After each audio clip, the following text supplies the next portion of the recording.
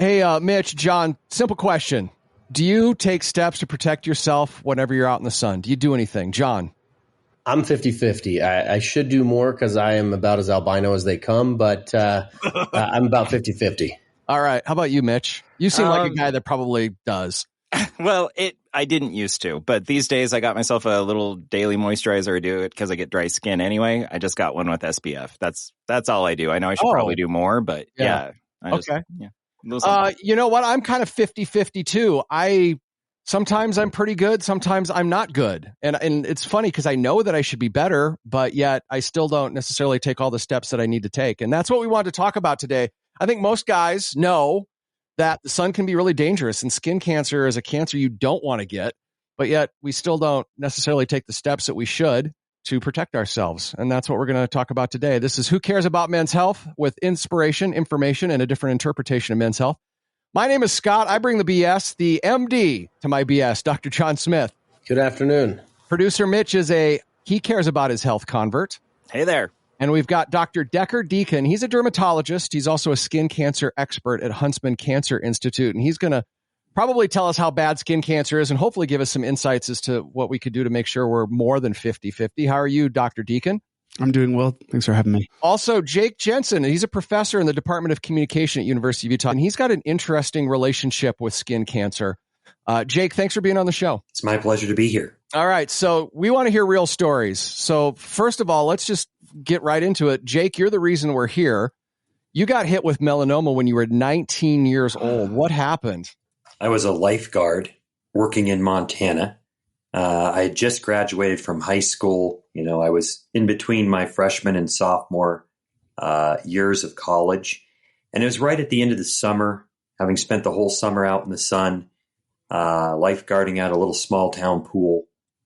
I was doing morning swim lessons with a 5-year-old who had been sick for a little while. So she had missed the normal swim lessons for the season. And her mom had asked if I would do private lessons. And I said yes.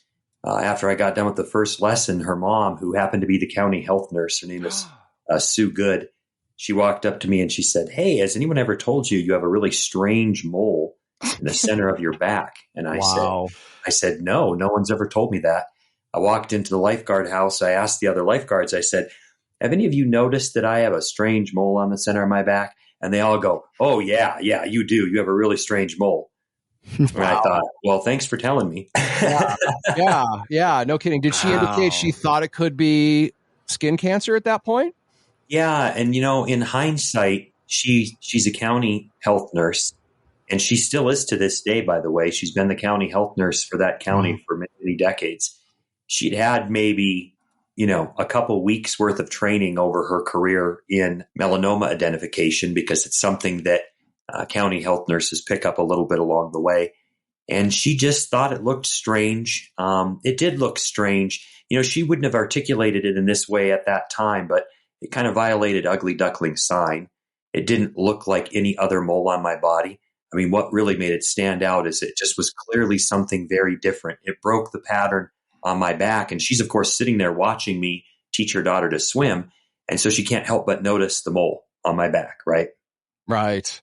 The whole time thinking, oh, this poor guy, he could have skin cancer, like probably distracted the whole time. Right. So did you, after she told you that, how long did it take until you actually went to the doctor? Because I mean, being a young guy, right? Like probably, did you go right away or did you wait?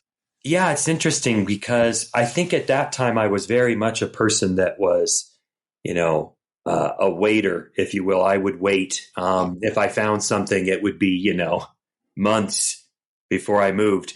But the thing that made me go a little faster in this case, I think I went in about a week later, is because this would have been like the first week of August. And I was due back at college in Moorhead, Minnesota by the third week of August. And so I sort of had to get moving on it, right? So about a week later, I went in and had it removed and didn't think much about it. But then right before I was getting ready to head to Minnesota, the surgeon, this was just a general surgeon who removed the mole. We didn't have a dermatologist in Eastern Montana at that time. He called me on the phone and said, "Hey, that came back. It was melanoma. I need you to come back real quick. I want to cut some more off of you. And so I drove back to Sydney the very next day after that. And he took a lot more skin off the second time. And then said, when are you coming back from college? And I said, well, I might be back around October. He said, come see me again in October. And that was sort of how this thing started. So it was maybe from the moment she found it till the second time he removed skin was probably a span of around, 12 to 13 days, somewhere in there. Wow. Okay. When you said you're a waiter and then you got in within 12 days, that doesn't seem like much of a waiter to me. I mean, I think you did the right thing, you know? And I guess the other question that I had is like, how did you feel when you got that diagnosis? I mean, it's one thing to have someone say, hey, you got a weird mole, you should probably like whatever. But like, I mean, was it scary? Was it like, what was your understanding of the condition, et cetera? When he told me, I didn't know what melanoma was. I turned and I told my mom, I said, hey, the doctor called me and said I have a melanoma. And she gasped, right? Oh. And she said, a melanoma? And that was the first sense that I had, because he had been very calm when he told me, right? Sure. It was the first sense that I had that there was something perhaps more significant about this than I first realized, right? Then most of the people that were my age, if I said, oh yeah, that mole came back, it was a melanoma, they didn't know what it was either. And so my own peer group wasn't really all that concerned about it, other than eventually we all figured out it was cancer. And then it was a little bit heavy to think, wow, we have some cancer.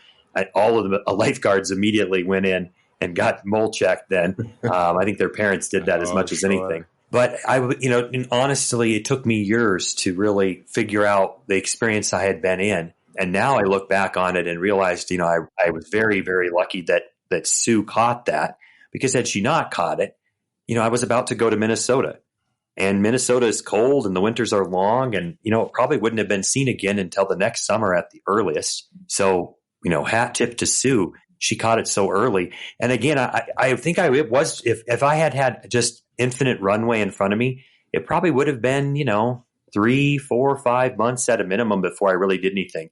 It was just this desire to take care of it before I got to college for some reason. And that I trusted Sue a lot. I mean, we sort of, the county health nurse has a lot of credibility. So when she tells you to do something in a small town like that, you take it pretty seriously.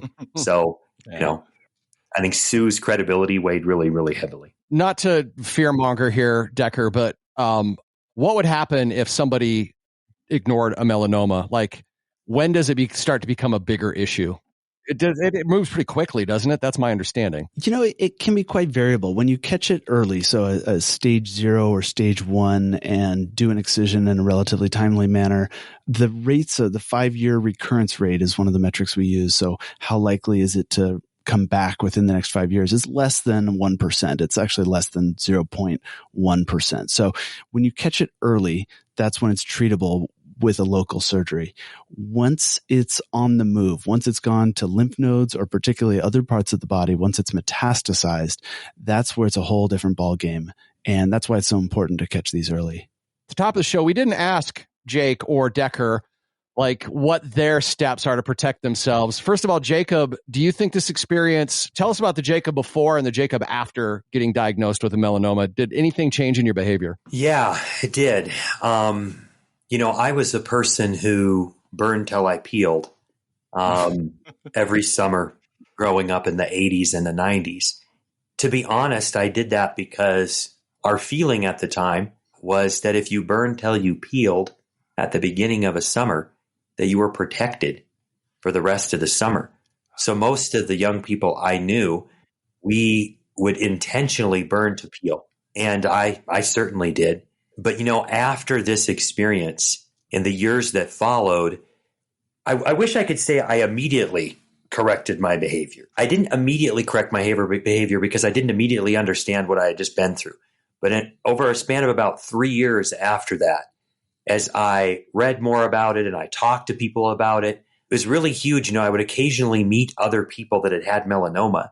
And a lot of the education about melanoma came from other patients who would then talk to me about, their journey and what they did. And it started to kind of awaken in me, an awareness of how my son's safe behavior was not especially safe. I mean, I will be the first to tell you, I was the worst. I never wore sunscreen. I didn't wear sun-safe clothes. I didn't wear a sun shirt or anything. I didn't try to stay out of peak sun. Like I say, I intentionally burned till I peeled I thought that was a sun protective measure. I worked as a lifeguard. I bailed bales all day long for my uncle. I spent tons of time out at Fort Peck Lake, out on the lake on a boat. I never put sunscreen on once in my life. I'm a really good case study in hindsight that if you just willfully refuse to engage in any sun-safe behavior, you probably will eventually get skin cancer. Yeah. Hey, it sounds like we came from similar backgrounds. I came from a ranching rural background as well. And my dad always wore a cowboy hat with a brim on it. He always, even in the hottest of days, would have his long sleeves down. He'd have his collar up. I could never understand how, here I am running around without a shirt or short sleeves. I'm like, how do you even do that? Right. So on some level, he knew that he needed to protect himself, although I don't know that I saw that as modeling that behavior. I don't think I understood why he did it at the time. Was there anybody in your life? Did you see sun protection growing up? Were there any role models using it? Well, that's funny that you say that. My dad was the same way. He wore a cowboy hat. He wore a button shirt, that was long sleeve, even if we were out bailing, right? Yep. And we would tease him about it. Like, man, you must be roasting wearing that, because we were wearing T-shirts or tank tops or, frankly, sometimes, no shirt at all. And, maybe a baseball cap if we're lucky. But he was wearing that stuff. In hindsight, he was being sort of sun safe. We were being not sun safe at all. Yeah. But, we were teasing him because we thought about the heat, right? And so, so those old Western guys, that's kind of how they were. And that's kind of an interesting thing to think about, that some of that sort of experience that's there, whether it knows it or not, right? So there are a lot of people that kind of dress like that, and it is serving a function. I don't know if they're always aware of that's the function. My dad might have said, oh, well, the bales make me itch, so I wear a long. He always had a reason why he had a long sleeve shirt on. It changed with the task, I noticed. And okay, so Decker, were you sun safe early on in your life? Did you have any role models? Yeah, so interesting. I went. My experience in childhood was maybe 10, 15 years later than Jake's here. I remember going to the beach. I grew up in Southern California. My parents would slather sunscreen on me before we went out. I swam, I played water polo, I surfed, and sunscreen was always something that was, I should have been using. I was kind of resistant to it at times. I think the cold sunscreen that got left in the car overnight, that first thing in the morning, I was resistant to it. But sunscreen was always a part of my childhood. Yeah, I was going to say my growing up was very similar to Scott and Jake, where it was, there was no sunscreen. We ran around, and I grew up in suburbia of Utah, but we didn't. I had a little thing taken off my nose. It was a precancer when I was in my early 30s, and I'm very light skinned, and so it's one of those where I probably should have been smarter when I was younger, and now I'm a lot more conscious of it. My kids, unfortunately, got my complexion, so they get slathered in sunscreen a lot like Decker. It sounds like they're not allowed to go out back before they put sunscreen on, and we're almost we're very regimented with that, because I see the beauty in it now of keeping their skin as safe as we can. One of the things that's interesting is that growing up, sunscreen wasn't the biggest thing, but I was also of the generation when I was growing up in high school in the 90s and 2000s that people would go to tanning beds. People would go to get that base tan to protect their skin, right? And they would just nuke their skin, and peel and everything, intentionally. And it was always kind of interesting. I didn't do that myself, but there was this kind of thing that you needed to have sun damage to somehow help your skin. And so it wasn't until actually I got into college, and someone who lived on my floor, one of my really good friends, she had a pretty severe melanoma on her face that she got after years of baking herself in a tanning salon. And it was a long journey to get all of the stuff, and it was on her face, and there was a scar. And that's about the time I started really taking it really seriously, is seeing someone my age going through that. Now, Decker, is that something you see a lot? It sounds like, a bunch of us have this thing, other than the kid who grew up in Southern California and knew better. The rest of us all have this this mindset that like, hey, I'm the sun's not a problem. Is that something you see in your practice quite a bit, where people are like, I didn't know it was a problem? Yeah, definitely. And it is kind of a generational shift. We still have, pretty significant tanning bed use. Fortunately, here in Utah, we have banned the use of tanning beds for minors. But that kind of notion of getting a base tan, getting a tan before going on vacation or before summer still exists, and is something that I routinely have to counsel patients that no, any time your skin is darkening, that is because it is trying to protect itself because you are getting DNA damage. And so there's no real such thing as a base tan or a safe tan. So there's a little bit of an educational thing going on, like how serious this could be. The fact that even if your skin is changing color, that's not your body protecting itself. That's your body getting damaged. Right. But like, I've also seen a statistic that only 11% of men wear long sleeve shirts. Only 14% of men regularly use sunscreen. I think there are a lot of us that do know better, but we don't do anything. So like, why? What's the barrier here? So information's one of them. What are some other possible barriers that keeps us from doing the thing we know we need to do? I think part of it's inconvenience. The heat, long sleeves are not ideal in heat. I think that long sleeves, hats are your first line of defense, and sunscreen's really your second line of defense. But outdoor exposure, both recreation and occupationally, are big points of UV exposure, particularly with men and in Utah. So it takes a little time. It takes a little forethought. It takes a little planning. And maybe that's stuff that men aren't quite as good at. John, when you say you're 50-50, when you're the 50 that's not doing the right thing, why?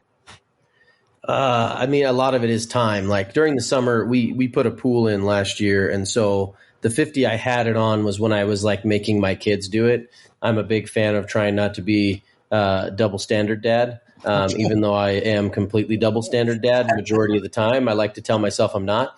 But when I make them put sunscreen on to go out into the sun, I do the same thing at that time. The times I don't do it is if I'm say, hey, I'm running to a kid's soccer game or softball game or something, in the morning or in the afternoon, where I should put sun protection on. Now, I usually have a hat on or something like that, but at the same time, like my arms and my face still need additional protection. And so those are the times where I'm probably 50-50 is when I'm running out the door, and it's not in the forefront of my mind because I personally haven't made it a habit, and that's a personal problem for me. Yeah, a habit, or just even this notion that like there might be certain events, like when you go to the beach and you're from California, you put sunscreen on. When you go out to the pool, you put sunscreen on. But when you go to the game, I don't need sunscreen. That's not a sunscreen activity. Maybe there's like a mind thing there. I don't know. Jake, how about you? Are you 100%? Are you like the poster child for proper sun behavior now? I'm probably about 75% now. Okay. Right? I will typically wear a sun shirt, like a long sleeve shirt, a good UV shirt. I have a lot of them. I really like sun shirts. It's a way to go. Agreed. And a relatively large sun hat. I say about 75%. It resonates with me, the sort of, my sons are playing soccer, or this happened. Like when I get in a hurry, sometimes I find myself going, whoops, I got out moving before I got my sunscreen on or before I did something. I'll usually put on a sun shirt, a sun hat, and sunscreen when I take the time to do it. I think there's something called being an inclined abstainer. An inclined abstainer is a person who intends to do something, but little things get in their way. So I think most men today are, when they don't engage in sun-safe behavior, they're inclined abstainers. Oh, yeah, I probably should do it. I just forgot. I ran out of time. I'll catch it next time. Yeah. And isn't that what gets, for men, we are more likely to fall victim to time and forgetting and a lot of health behavior issues we suffer from. It's nickels and dimes that add up to those dollars of punishment, right? It's rare to encounter a man, for example, that probably is just willfully like, no, I'm not going to do anything to protect myself. They're out there. But for most of us, I think it's, yeah, I know I should be doing that. My wife's always telling me that, or I'm always trying to make sure my kids do it. I need to model it. When we don't do it, it tends to be, time and place that catches us. Mm-hmm. Is there anything else that anybody feels that we should talk about here, or do you think we're good to start wrapping up? Is there anything in particular, Decker, that you wanted to bring up that you think we missed, or Jake, that you think we missed? Yeah, for me, if we bring it full circle, then I went on in life to eventually get my PhD and become a communications scholar. And my primary research program is about designing visuals that help people identify melanoma. And so my lab has produced a lot of patient materials that teach patients ugly duckling sign, the ABCDEs. Huntsman has all of those materials, but they're now used all around the world. So a lot of my work is focused on trying to help people identify melanoma early. And I think it was because, they say as a researcher, there are certain catalyst moments in life that kind of drive your work. And for me, I just kept going back to that first melanoma. My fate may have hung in the balance based on Sue just seeing something and saying something. And had she not done both of those things, maybe my life is a very different life. And I didn't like that about it. It felt like I loved that Sue had done that, but I wanted to have more efficacy. I wanted to be able to control my own health better than that. And so that's where a lot of my work has gone. I also just recently had melanoma. I was diagnosed again with melanoma in August of 24. Fortunately, I caught it very, very early. I was actually working in my lab the first time I saw it, working on building a mole identification task. I looked down at my right arm and I saw a very strange mole. And I went home and I showed it to my wife because she does my monthly skin exams on me. I strongly recommend that you have a partner help you with skin self-exams. It's much easier to examine someone else's skin than to examine your own skin. They just have a better frame of reference, right? It's hard to see your whole body. Your vision of your own body is not great. Their vision of you is much more traditional. They can see it. I showed it to her and she said, you got to go in immediately for that. Mm-hmm. And I said, well, I had one that looked kind of like this that was removed maybe about 2 inches from here. So don't you think this is just like it? To me, it violated ugly duckling sign. I said, this is not an ugly duckling. Mm-hmm. I've had this ugly duckling before. And she said, no, I don't think so. It's glossier than that other one. There's something about that one that just looks wrong to me. And I have this rule, and it's my golden rule of melanoma identification. If anyone ever thinks something looks wrong, I go in. And what I did that day is I immediately, the next morning, I got up and I called the Rapid Clinic. University of Utah has this amazing service you can use called the Rapid Clinic, where you can call the morning of and try to schedule a dermatology appointment that day if you have an urgent or high-risk situation. And so I called in the very next day and got in and got it removed. And a week later, it came back. It was melanoma. And but I caught it super early. That mole had just shown up, right? And so it's another story of catching it early. And I guess, a couple of things to take from that. Have somebody assist you. And trust them, right? If you are a person that waits, if somebody thinks something doesn't look right, don't challenge that. You might talk yourself right into a bad situation. It's not a hard thing to go in and get something removed. In melanoma, we don't talk about false positives. In melanoma, we just say, good news. It's not melanoma. Mm-hmm. I'm glad that you brought that up because that was an aspect of the conversation we really haven't hit on. Dr. Deacon, would you like to add anything else to that as far as, preventative measures that guys should do? I mean, should they schedule a Friday night with their wife to do a little skin check? You know what I'm saying? Or is that more of a Tuesday night sort of? Maybe that's a Tuesday night thing. No, okay. I think, that we talked about the ABCDEs, but to spell those out, we've got the asymmetry, an irregular border, multiple colors, or a diameter greater than 6 millimeters. All of those kind of come together to give you an ugly duckling sign. The E, or evolving, changing over time, that's kind of separate from the ABCDs. And that I actually think is the most important thing. I've caught a couple melanomas that I didn't even think looked that concerning clinically, but patients say, nope, this one is changing. I'm 100% sure it's growing. I'm like, okay, we'll biopsy it, and have been surprised a couple of times. So, really taking to heart, not just the ugly duckling ABCDs, but that E of evolving, changing over time. We'd always rather catch something sooner rather than later. It's much easier to treat if it's diagnosed earlier. So don't hesitate to get something evaluated if you or someone you're close to brings it up as a concern. Great conversation. Final takeaways. John Smith, what do you think? No, I think this is renewed for me to get some sunscreen for the car and just really do it the right way. I think it's inspiring. I had a friend in med school who diagnosed himself with melanoma during our dermatology lectures, and that kind of put a little bit of the fear in me as well. And then hearing this again today, I mean, those little things that I need to do on a daily basis to make myself as healthy as I can. Mitch. I'm glad to hear that, I know a little bit more now about the different SPFs and what I should be thinking about. But yeah, I should probably get one to throw in the car. I'll do that too. All right. How about you, Decker? I think in addition to the prevention, just knowing that melanoma and other skin cancers are one of the most preventable types of cancer out there. And so you can do something to prevent and reduce your risk of melanoma. And then just trying to do what you can, whatever you can do whenever you can is better than nothing. All right. I'm going to throw my takeaway in. So even though my dad wore a hat and long sleeves, when I go out hiking, I've gotten better. When I was younger, it was always short sleeve shorts. Now it's long pants and long sleeves, but I still wear a ball cap, which doesn't protect my ears and part of my face, right? And my dad actually did get some skin cancers. He'd go in periodically and have to get stuff, burnt off of his face, is how he described it to me. So what I'm going to do going forward is I do have the sunscreen in the car, but I'm going to put a floppy hat in the car, something that protects my ears.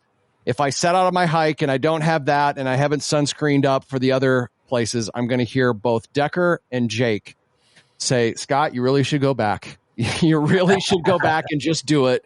And I know if I do that a few times, it'll start to build in a habit and then I won't have to go back again. So that's my takeaway. I need to take it a little bit more serious. I'm about 80%, but I'd like to be 100%. Jake, do you have any final thoughts? My final thought is I give a lot of talks on skin cancer education and sun safe education. And if there's more than 100 people in the room, about a month or so later, I'll have an email or a phone message where somebody says, hey, I just wanted to say I attended a talk of yours and I was sitting on a mole that I needed to get in on. And I went in and sure enough, it was melanoma or it was basal or it was another form of skin cancer. And I'm so glad I went in. I needed to be nudged. I was sitting on this thing. And I say that to say, if people are listening to this, there's a lot of us that sometimes are sitting on an ugly looking lesion on our body, an ugly looking mole. And we need to be nudged to go in. I hope you will think of this as a nudge to go in, because that is the thing you should do. That is, you should be sun safe. You should be doing all these other things. But when you think there's a problem, go in as soon as you can. I love it. That's a great way to end. If you have a story or thoughts about today's episode, you can reach out to us. hello@thescoperadio.com. hello@thescoperadio.com. I'd like to thank all of our guests today for talking very openly about skin cancer. Hopefully you will take the nudge, and hopefully you too will hear Jake and Decker's voices in your head when you're perhaps not engaging in sun safety, and think about those that you love and that the fact you want to be there for them, and set good examples for them. Thanks for listening, and thanks for caring about men's health.